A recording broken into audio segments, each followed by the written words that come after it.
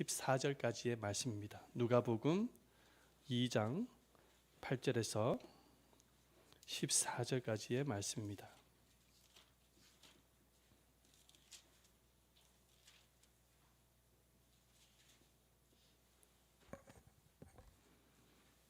신약 성경의 89페이지에 있습니다. 89페이지 누가복음 2장 8절에서 14절까지 말씀입니다. 우리 한구절씩 함께 교독하도록 하겠습니다. 그 지역의 목자들이 밤에 밖에서 자기 양떼를 지키더니 주의 사자가 곁에 서고 주의 영광이 그들을 두루 비추매 크게 무서워하는지라. 천사가 이르되 무서워하지 말라. 보라, 내가 온 백성에게 미칠 큰 기쁨의 좋은 소식을 너희에게 전하노라. 오늘 다윗의 동네에 너희를 위하여 구주가 나셨으니 곧 그리스도 주시니라. 너희가 가서 강보에 쌓여 구유에 누워 있는 아기를 보리니 이것이 너희에게 표적이니라 하더니 호련히 수많은 천군이 천사와 함께 하나님을 찬송하다. 함께 읽겠습니다. 지극히 높은 곳에는 하나님의 영광이요 땅에서는 하나님이 기뻐하신 사람들 중에 평화로다 하니라. 아멘.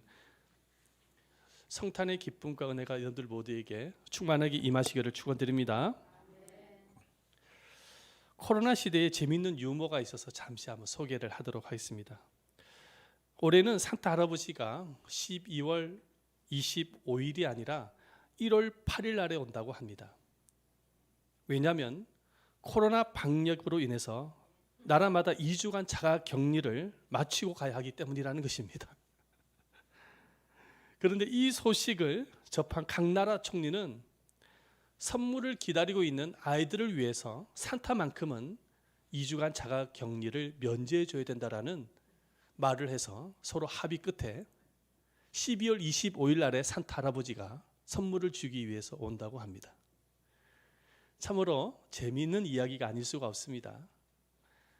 SNS에 이런 유머가 떠돌아 다니는 것을 볼 때에 정말로 이 세상에 많은 아이들이 산타 할아버지의 선물을 기다리고 있는 것을 우리가 보게 되어집니다. 그래서 아이들은 이 12월 25일이 되어지면은 산타 할아버지로부터 선물을 받기 위해서 양발을 머리맡에다가 걸어놓고 잠을 잔다라는 모습을 보게 되어집니다.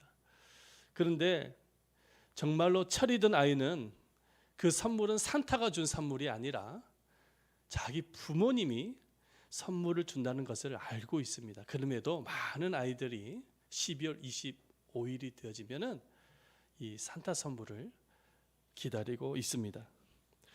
이렇게 오늘날에 이 산타는 신격화가 되어져서 이 12월 25일은 크리스마스가 아니라 산타마스가 되어가고 있는 것을 보게 되어집니다.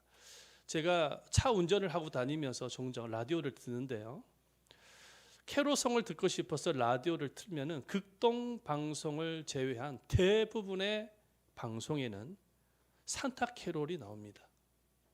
그 산타 캐롤 중에서 우리 한번 생각을 해봐야 될 캐롤송이 있어서 여러분들이 잠시 소개를 하기를 원하는데요. 울면 안 돼라는 아마 이 캐롤송을 잘 알 겁니다. 우리 한번 읽어볼까요? 울면 안 돼. 시작. 울면 안 돼, 울면 안 돼. 산타 할아버지는 우는 아이에게 선물을 안 주신대. 산타 할아버지는 알고 계신데 누가 착한 인지 나쁜 애인지 오늘 밤에 다녀가신대. 잠잘 때나 일어날 때, 짜증날 때, 장난할 때도 산타 할아버지는 모든 것을 알고 계신대. 오늘 이 가사를 보면은 예수님이 앉아 있어야 될 자리에 산타가 앉아 있는 것을 보게 되어집니다. 그래서 그래서 산타를 넣어서 만든 캐롤송인 것을 볼 수 있습니다. 이 대부분의 방송에서 이런 캐롤송을 틀어주기 때문에 이 크리스마스가 아니라 산타마스가 된 듯한 그런 분위기를 우리가 느낄 수가 있게 되어지는 것이죠. 도대체 산타라는 사람은 어떤 사람이기에 이렇게 전 세계적으로 영향을 끼치고 있는 것일까요? 이 산타라는 사람은 1300년 전에 터키라는 나라에서 파티라라는 시가 있습니다. 거기에 성 니콜라스라는 사람이 있었다고 합니다. 이 성 니콜라스라는 사람은 아이들을 그렇게 좋아했던 사람이었다고 합니다. 그래서 12월 6일이 되어지면 아이들한테 작은 선물을 많이 나눠줬다라는 거예요. 그래서 이것이 이 자선 행위가 세상에 알려지게 되면서 이 성 니콜라스 이름이 산타클로스라는 이름으로 변형이 되어졌다고 합니다. 그래서 이 성 니콜라스를 라틴어로 산투스 니콜라우스라고 불렀는데요. 근데 네덜란드에서는 이 산 니콜라우스라고 불렀다고 합니다. 그런데 아메리카로 이주한 네덜란드인들은 산테클라스라고 불렀다고 합니다. 그런데 이 산테클라스가 영어식 발음으로 또 변형이 되어져서 산타클로스라고 부르기 시작을 했다고 합니다. 그래서 지금은 각 나라별로 산타클로스라고 그렇게 부르고 있습니다. 이 성 니콜라스라는 사람의 그 아이들을 향한 그 사랑은 정말 우리가 본받아야 할 모범이 아닌가 생각이 듭니다. 하지만은 예수님이 앉아 있어야 할 자리에 산타가 앉아 있는 것은 영적으로 매우 심각한 문제이지 아니할 수가 없는 것이죠. 어떤 교회 주일학교에서 있었던 일입니다. 선생님이 성탄절은 무슨 날이에요? 라고 질문을 하니까 어떤 아이가 손을 들면서 저요, 제가 대답을 할게요 라고 하는 것입니다. 그 아이 대답은 이 성탄절은 선물을 받는 날요 라고 대답을 했다고 합니다. 그랬더니 주변의 아이들이 가르르 웃었다고 합니다. 왜냐하면 산타가 선물을 주는 날로 생각을 했기 때문입니다. 그런데 이 선생님은 이 아이가 놀림을 당하는 것을 원치 않았기 때문에 이 아이의 대답에 맞장구를 쳐줬다고 합니다. 그럼 성탄절은 선물을 받는 날이야. 그 선물은 바로 하나님께서 우리에게 가장 큰 선물을 주신 날이지.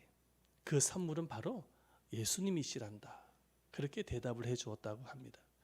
그렇게 대답을 해주면서 아이의 체면도 살려주고 그리고 성탄의 의미에 대해서 아이들한테 가르쳐주는 귀한 기회로 삼았다는 것이죠. 여러분, 크리스마스는 어떤 날입니까? 크리스마스는 산타마스가 아니라 정말 하나님께서 우리 모두에게 가장 큰 선물을 주신 날입니다.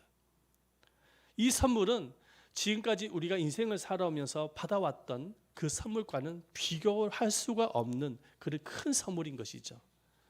여러분, 이 선물은 어떤 선물일까요? 바로 예수 그리스도이십니다. 할렐루야. 하나님께서 이 인류에 가장 큰 선물을 주셨는데 그 선물은 바로 예수님이신 것입니다. 예수님께서 왜 가장 큰 선물이 되는 것일까요? 자, 첫 번째로 우리 다 같이 한번 읽어보도록 하겠습니다. 시작. 구원을 선물하셨기 때문입니다. 구원을 선물하셨기 때문에 그렇습니다. 여러분, 예수님께서 탄생하시던 그날 밤에 주님의 천사가 가장 먼저 이 예수님의 탄생의 기쁜 소식을 양을 치고 있었던 목자들에게 알렸습니다. 그런데 주의 천사는 예수님의 탄생이 왜 가장 기쁜 소식인지, 왜 가장 큰 선물인지에 대해서 말씀을 합니다. 그 말씀이 바로 이 세상에 구원을 선물하기 위해서 예수님이 오셨기 때문입니다. 그래서 11절 말씀에 이렇게 기록을 하고 있지요. 다 같이 한번 읽어보도록 하겠습니다. 11절입니다. 시작. 오늘날 다윗의 동네에 너희를 위하여 구주가 나셨으니 곧 그리스도 주시니라 말씀하고 있습니다. 구주라는 것은 구원하여 주는 주님입니다. 넘겨주세요. 구원하여 주는 주님이라는 의미를 가지고 있습니다. 이 구원이라는 단어는 헬라어로 아고라조라는 단어를 쓰고 있는데 바로 매어 있는 밧줄을 풀어준다라는 의미를 가지고 있습니다. 그러니까 예수님께서 이 세상에 오신 이유는 죄에 묶여있고 마귀에 묶여있고 사망에 묶여있는 백성들을 풀어주기 위해서 오셨다라는 것입니다. 천사는 목자들에게 강보에 쌓여서 구유에 누워 있는 아기 예수를 보면은 그 아기가 구주라는 사실을 알게 되어질 것이라고 말씀을 전합니다. 우리 말씀을 한번 보십시다. 12절 말씀 함께 읽어보도록 하겠습니다. 12절입니다. 시작. 너희가 가서 강보에 쌓여 구에 누인 아기를 보리니 이것이 너희에게 표적이라. 하나님은 왜 구유에 누워있는 아기가 구주의 표적이 될 것이라고 말씀하신 것일까요? 구유에 누워있는 아기가 왜 구주가 될 것이라고 말씀하신 것일까요? 그 이유가 무엇일까요? 이왕 아기 예수의 표적을 보여주실 것 같으면 정말 위생적으로 더러운 구유가 아니라 마리아 품속에서 편안하게 쉬고 있는 그 아기를 표적으로 말씀하실 수도 있었을 텐데 왜 하나님은 구유에 누워있는 아기를 보게 되어질 것인데 그 아기가 구주라는 사실을 나타내는 표적이 될 것이라고 말씀하신 것일까요? 그 이유가 무엇일까요? 그때 당시의 말 구유는 양의 여물통이었다고 합니다. 여러분 여물통이 뭔지 아시죠? 양들이 이렇게 밥을 먹거나 물을 먹을 때 이렇게 담는 통입니다. 그 여물통을 사용했다라는 거예요. 그러니까 예수님께서 누워 있었던 곳은 구유라는 곳은 바로 양의 여물통이었다라는 거예요. 여물통. 그런데 왜 하나님께서 예수님을 양의 여물통의 표적을 말씀하신 것일까요? 그 이유가 무엇이냐면 예수님은 세상 죄를 대신하여 죽어 주셔야 할 어린 양으로 오셨기 때문입니다. 그래서 세례 요한이 예수님을 보자마자 예수님에 대해서 이렇게 소개를 하고 있는 것을 보게 되십니다. 우리 말씀 보십시다. 요한복음 1장 29절이죠. 읽어봅니다. 시작. 보라 세상 죄를 지고 가는 어린 양이로다. 예수님을 향해서 어린 양이라고 말씀하고 계세요. 구약 성경에 보면은 제사장이 이스라엘 백성들의 죄를 사하기 위해서 행했던 제사가 있었습니다. 그 제사 중에서 가장 중요한 게 뭐냐면 흠이 없는 어린 양을 잡는 것이었습니다. 흠이 없는 어린 양을 잘 분별을 해서 그 어린 양의 목에 칼집을 내서 피를 받습니다. 그 피는 제단에 뿌리고 그 가축은 불로 태웠습니다. 그 어린 양 제사가 그때 당시에는 속죄 제사였던 것이죠. 근데 그 구약에 정말로 백성들의 죄를 용서하기 위해서 희생을 할 수밖에 없었던 그 어린 양 제사가 장차 오실 메시아 바로 예수 그리스도의 십자가의 죽음을 예표했던 것입니다. 하나님은 이미 예수님이 탄생하셨던 그때 당시에 그 양의 우리, 양의 염을 통해서 누워 계시는 그 구주를 통해서 바로 십자가에서 우리의 모든 죄를 짊어지시고 죽어 주셔야 할 하나님의 어린 양을 표적으로 말씀해 주신 것입니다. 여러분 예수님께서 이 세상에 오셔서 여러분 우리 죄를 대신해서 죽어 주심으로 인해서 죄에서 풀려나고 마귀에서 풀려나고 영원한 지옥에서 풀려나서 영원한 생명을 얻게 하신 것입니다. 이 세상에 이 예수님의 구원보다 더 큰 선물은 존재하지 않는 거예요. 그래서 에베소서 2장 9절 말씀에 보면은 가장 큰 선물에 대해서 이렇게 말씀하고 있습니다. 다 같이 한번 읽어보도록 합니다. 시작. 너희는 그 은혜에 은하여 믿음으로 말미암아 구원을 받았나니 이것은 너희에게서 난 것이 아니요 하나님의 선물이라. 아멘. 믿음으로 말미암아 구원을 받았다고 말씀하고 있습니다. 그런데 이것이 너희에게서 난 것이 아니라 누구의 선물이라고요? 하나님의 선물이라는 것입니다. 여러분들이 예수를 믿고 구원을 받은 것은 하나님의 선물입니다. 하나님께서 우리에게 주신 수많은 선물이 있습니다. 수많은 선물이 있어요. 그 선물 중에 가장 큰 선물이 무엇이냐면은 구원의 선물인 것입니다. 여러분들은 예수님을 믿음으로 인해서 구원의 선물을 받으셨습니까? 받으셨습니까? 구원의 선물을 받으셨나요? 예수를 믿고 있습니까? 천국의 선물을 받으셨습니까? 그렇다면 이 세상에 가장 큰 선물을 받은 거예요. 이 세상에 이보다 더 큰 선물은 존재하지 않아요. 만약 대통령이 여러분에게 1,000억을 줄 테니까, 1,000억을 줄 테니까 그 구원의 선물을 팔라고 하면은 팔 의향이 있으십니까? 1,000억을 주시겠대요. 1,000억을. 아니, 어떤 사람이 이 지구를 다 줄 테니까, 우주를 다 줄 테니까 그 구원의 은혜를, 구원의 선물을 자신에게 팔라고 한다고 한다면 여러분들은 팔 의향이 있으십니까? 절대로 팔아서는 안 되는 것입니다.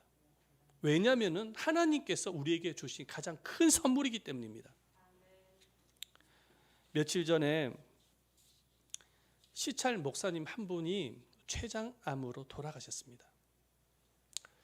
몇 개월 전에 시찰 모임을 할 때 만나 뵙고 함께 교제를 나눴던 목사님이셨습니다. 그때 당시에는 멀쩡했고 건강하신 분이셨어요. 그런데 췌장암 선고를 받고 난 이후에 투병 생활을 하시더니 몇 개월 만에 소천하신 것입니다. 장례식장에서의 그 영정사진을 보면서 참 인생의 허무에 대해서 다시 한번 느꼈습니다. 그렇게 멀쩡하셨던 분이, 건강하셨던 분이 그렇게 떠나는 모습을 보면서 인생의 허무에 대해서 좀 느꼈던 것 같아요. 근데 만약에 돌아가신 목사님에게 구원의 선물이 없다고 한다면 정말 가장 큰 슬픔인 거예요. 하지만 구원의 선물을 갖고 계시기 때문에 비록 세상은 떠날 수밖에 없지만 그래도 기쁨으로 죽음을 맞이할 수 있었던 것입니다. 저와 여러분들도 마찬가지예요. 여러분, 분명한 사실이 무엇이냐면 저와 여러분들도 언젠가 세상을 떠난다는 겁니다. 저와 여러분들도 언젠간 떠난다는 거예요. 이 세상에. 세상을 떠날 때는 여러분들이 지금까지 받아왔던, 세상에서 받아왔던 그 모든 선물을 다 내려놓고 가셔야 돼요. 아무리 값진 선물을 세상에서 받았다고 할지라도요, 별 볼 일 없어요. 잠시 잠깐 편의를 줬을 뿐이지 그 선물을 가지고는 가질 수가 없어요. 세상의 선물은 다 내버려 두고 가는 거예요. 그런데 영원토록 사라지지 않는 선물이 있거든요. 그 선물이 구원입니다. 영생입니다. 구원과 영생은 사라지지를 않아요. 이 세상의 선물은요, 사라져요. 그러나 하나님께서 주시는 그 구원의 선물은 사라지질 않는 거예요. 영원한 것입니다. 그러므로 여러분, 예수님은 이 가장 큰 선물을 주시기 위해서 오신 거예요. 그래서 이 큰 선물을 받은 사람이, 가지고 있는 사람이 가장 부자인 것입니다. 부유한 사람인 거예요. 풍성한 사람인 거예요. 아무리 세상에 돈 많고요, 이 세상 선물을 많이 갖고 있는 사람이라고 할지라도요, 구원의 선물이 없는 사람은 가장 가난하고 불쌍한 사람인 거예요. 왜냐하면 구원받지 못하면 무슨 의미가 있어요? 천국 못 가면 무슨 의미가 있습니까? 지옥불에 떨어지면 무슨 의미가 있나요? 아무런 의미가 없는 거예요. 그래서 구원을 갖고 있는 사람이 가장 큰 부자인 것입니다. 여러분들 구원을 갖고 계십니까? 모두가 다 부자이십니다. 할렐루야. 할렐루야. 우리 옆 사람 인사하십시다. 우리 성도님은 부자이십니다. 인사하겠습니다. 시작. 우리 성도님은 부자이십니다. 할렐루야. 구원을 갖고 있기 때문에. 그래서 구원을 갖고 있는 사람은 죽음을 두려워하지 않아요. 죽음도 기쁨으로 맞이할 수 있는 거예요. 왜냐하면은 천국이 있는데요. 죽음을 두려워하죠. 그러나 구원이 없는 사람은 죽음을 두려워하는 거예요. 죽음을 두려워해요. 발발발 떨어요. 제가 그걸 봤어요. 임종 때 봤어요. 제가 구원받는 사람과 구원받지 못한 사람의 임종 차이가 뭔지를 알아요. 목회 일을 하면서 수많은 임종을 봤거든요. 구원받지 못한 사람은 죽음을 두려워합니다. 지옥 가는 것을 알고 있기 때문에. 저승사자라고 하는데 저승사자가 아니에요. 마귀가 붙잡아 온 거예요. 지옥으로 끌고 가기 위해서. 그러나 구원받은 사람은 천사에 받들려서 천국 가는 것을 알고 있는 거예요. 그래서 죽음도 기쁨으로 맞이합니다. 여기서 차이가 나는 거예요. 벌써. 여러분들 모두가 다 구원의 선물을 받은 성도임을 믿으시길 바랍니다. 두 번째, 하나님께서 주신 최고의 선물이 있습니다. 두 번째입니다. 다 같이 한번 읽어봅니다. 시작. 평화의 선물을 주셨기 때문입니다. 아멘. 예수님의 탄생이 왜 최고의 선물인지 두 번째 이유를 이렇게 말씀하고 있습니다. 우리 14절 말씀이죠. 함께 읽어보도록 하겠습니다. 14절입니다. 시작. 지극히 높은 곳에서는 하나님께 영광이요 땅에서는 기뻐하심을 입은 사람들 중에 평화로다. 아멘. 평화에 대한 단어가 들어가 있잖아요. 평화. 아멘. 사람들이 참 평화를 좋아하시더라고. 남북 통일, 남북 평화, 뭐 그런 평화 이야기를 참 좋아하는 것을 보게 됩니다. 예수님은 평화를 주시기 위해서 오셨어요. 그래서 이사야 선지자도 아기 예수님에 대해서 평강의 왕이라고 소개하고 있습니다. 우리 말씀 보십시다. 이사야서 9장 6절 말씀이죠. 함께 읽어봅니다. 시작. 이는 한 아기가 우리에게 낳고 한 아들을 우리에게 주신 바 되었는데 그의 어깨에는 정사를 메었고 그의 이름은 기묘자라 모사라 전능하신 하나님이라 영존하신 아버지라 평강의 왕이라 할 것입니다. 아멘. 예수님이 탄생하기 2000년 전에 구약의 선지자가 예수님을 소개를 할 때 평강의 왕으로 소개하고 있습니다. 예수님께서 평강, 이 평화의 선물을 주시기 위해서 탄생하신 이유가 있습니다. 그 이유가 뭐냐면 인간은 하나님 앞에 범죄하고 난 이후에 하나님께서 우리 인간에게 준 그 에덴의 기쁨과 평강을 다 잃어버렸기 때문입니다. 사실은 우리 인간이 하나님 앞에 죄를 범하기 이전에는 하나님께서 에덴의 기쁨과 평강을 주셨어요. 성경이 나오잖아요. 그런데 그 범죄하기 이전에는 그래서 고통도 아픔도 괴로움도 죽음도 슬픔도 없었던 거예요. 에덴 동산을 보면 환경적으로 보면은 상당히 평화로운 곳입니다. 굉장히 평화로운 곳이에요. 생명나무 열매가 막 열리고요. 강이 흐르는데 그 강에 이 금물이 흘러요. 금이 있어요. 수많은 보석들이 박혀 있어. 강이 그래요. 환경을 보면은요 상당히 평화로운 거예요. 하나님께서 창조한 동물들도 있는데 너무나도 동물들이 평화로워요. 동물들이 서로 잡아먹고 그런 게 없어요. 굉장히 평화로운 곳입니다. 인간이 동물을 다스리는 그런 평화로운 곳이었어요. 근데 환경적으로만 평화로운 것이 아니라 인간의 심리 안에도 평화가 가득했어요. 말할 수 없는 평화가 있어요.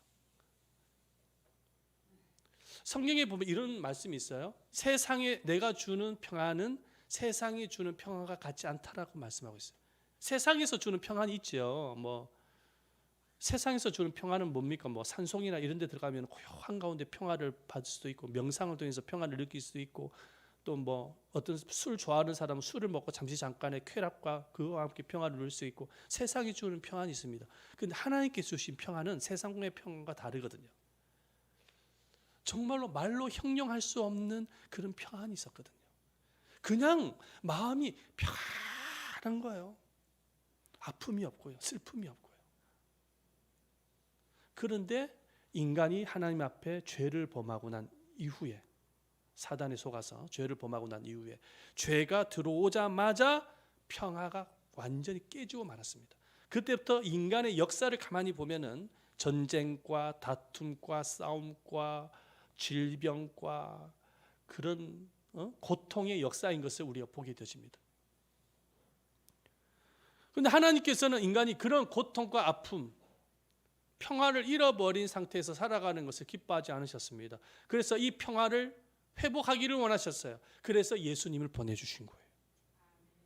예수님을 보내주셔서 예수님이 하셨던 사역이 무엇입니까? 질병을 치료하고 귀신 들린 자의 귀신을 내어 쫓으면서 그들에게 평화를 주는 것이었습니다. 아멘.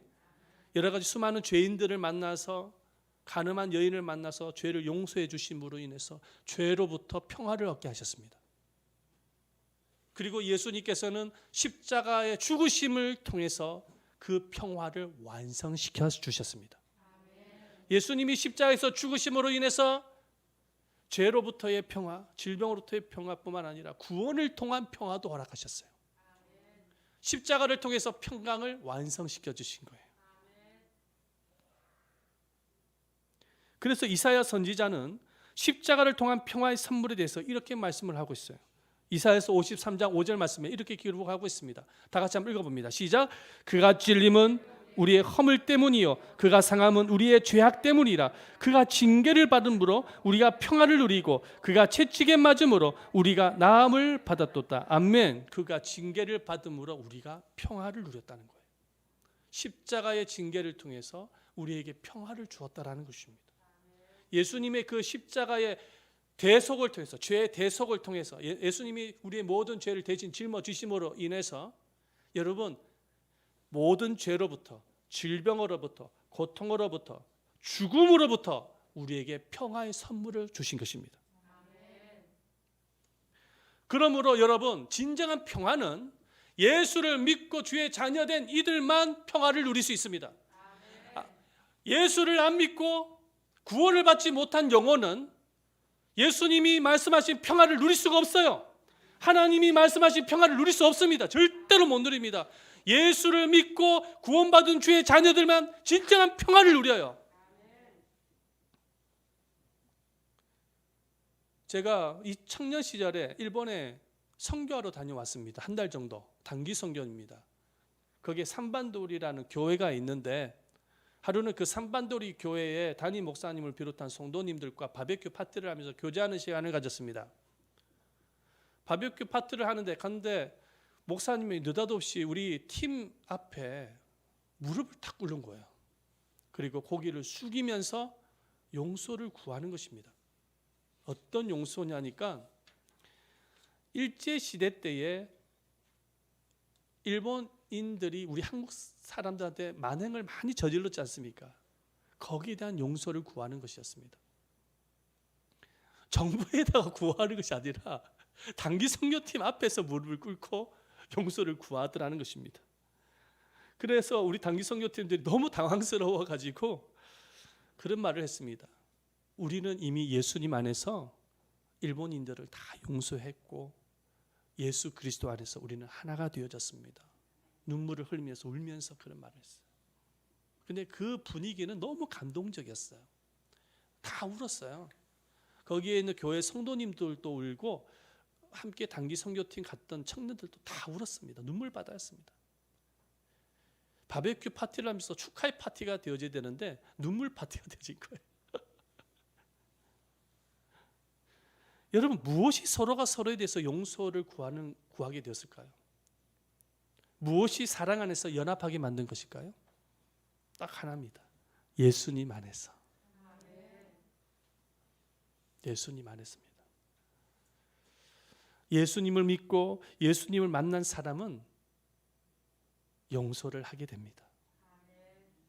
예수를 믿고 예수를 만난 사람은 화평을 만듭니다. 예수를 믿고 예수님을 만난 사람은 평화를 만들게 됩니다.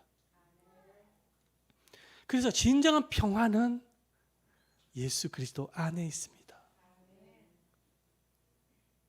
예수님이 여러분들 마음속에 계시다고 한다면 이미 평강의 은혜가 임하게 되어진 것입니다. 하나님의 평강이 여러분들 마음속에 계시는 것입니다. 여러분 가정이 평화스럽게 되기를 원하십니까? 그렇다면 가족들이 예수님을 만날 수 있도록 해야 됩니다. 그 외에는 방법이 없어요. 가족들이 원하는 대로 다 해준다고 해서 평화가 생기는 게 아니에요. 그들의 마음속에 예수님이 들어가셔야 돼요.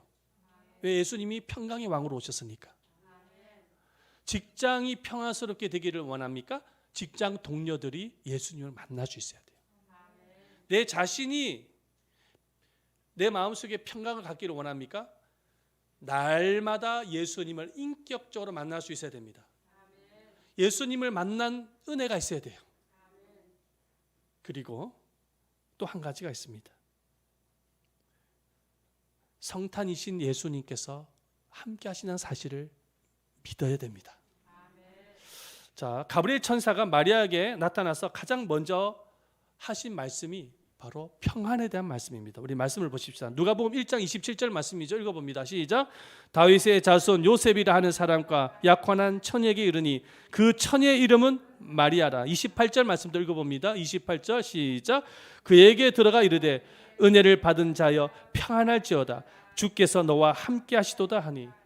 이 가브리엘 천사가 마리아에게 나타나자마자 가장 먼저 내뱉었던 말씀이 평안하뇨라고 말씀을 전합니다. 평안에 대해서 말씀을 하고 있는 거예요. 그만큼 하나님은요, 사람의 심리 상태에 대해서 관심이 많으신 거예요. 지금 여러분들의 마음속에 심리 상태가 어떤지 저는 잘 모르지만 주님은 다 알고 계시는데요. 심리가 불안하고 염려가 많고 걱정이 많고 두려움이 많은 자녀의 그 심리 상태에 대해서 너무나도 잘 알고 계시고요. 그 마음속에 평안을 주기를 원하시는 거예요. 지금 마리아는요, 천사를 보자마자 두려워 떨었거든요. 마음에 두려움이 온 거예요. 그 심리를 주님은 너무나도 잘 알고 계셨던 것이죠. 그래서 먼저 내뱉던 말씀이 평안에 대한 말씀을 하시는 것을 보게 되십니다. 자, 그런데 가브리엘 천사가 이 평안과 함께 전했던 말씀이 있어요. 평안을 말씀하시면서 함께 전했던 말씀이 있어요. 그 말씀이 바로 하반절 9절 말씀에 기록이 되어 있는데 뭡니까? 주께서 너와 함께 하시도다. 할렐루야. 어떤 사람이 참 평안을 가지게 되어지는 것일까요?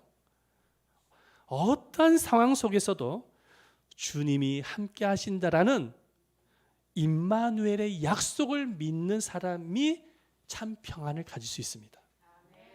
어떠한 형편과 상황 속에서도 주님이 나와 함께 하신다는 사실을 믿을 때 평안을 얻게 되어져요.